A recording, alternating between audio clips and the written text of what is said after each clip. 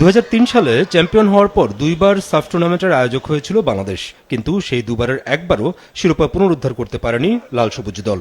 এবার আবারও সুযোগ বাংলাদেশের সামনে, কারণ এবার দলে আছেন জামাল ভুঁইয়া, হামজা চৌধুরীর দেখানো পথে এক ঝাঁক বংশোদ্ভূত ফুটবল তারকা।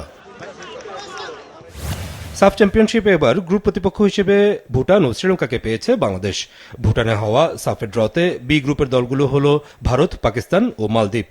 গ্রুপে শ্রীলঙ্কা এবং ভুটান আছে, তারা অবশ্যই শক্তিশালী দল এবং আমার কাছে মনে হয় যে সাফ ফুটবল অলওয়েজ একটা ইন্টেন্স টুর্নামেন্ট। এই জায়গায় সবসময় আপনার কনসেন্ট্রেশন হাই লেভেলে রাখতে হবে। 7 নভেম্বর থেকে ঢাকায় শুরু হবে সাফের এবারের আসর। ঘরের মাঠ, তাই ফুটবলারদের আত্মবিশ্বাসটাও বেশ উঁচুতে থাকবে বলে বিশ্বাস তপুর। আমরা আসলে জিততে চাই সাফ, এটা আমাদের মেন টার্গেট এবং আমাদের কোচিং স্টাফ, তার সাথে আমরা যারা প্লেয়ার আছি সবাই আমরা একটা চেনে আছি এবং আমাদের সবসময় যখন আমরা বসে আলাপ করি, এই সাব নিয়ে আলাপ করি এবং কিভাবে আমরা জিততে চাই এবং জিততে পারি এটা নিয়ে সবসময় আমরা আলাপ করি।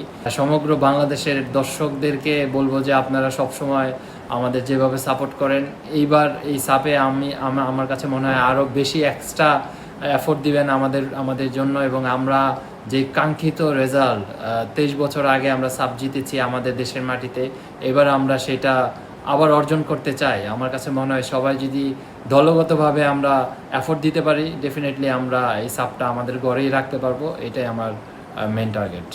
6 দল খেলছে এবারের সাফে, নিষেধাজ্ঞার কারণে নেই নেপাল। 17 নভেম্বর হবে সাফ চ্যাম্পিয়নশিপের ফাইনাল।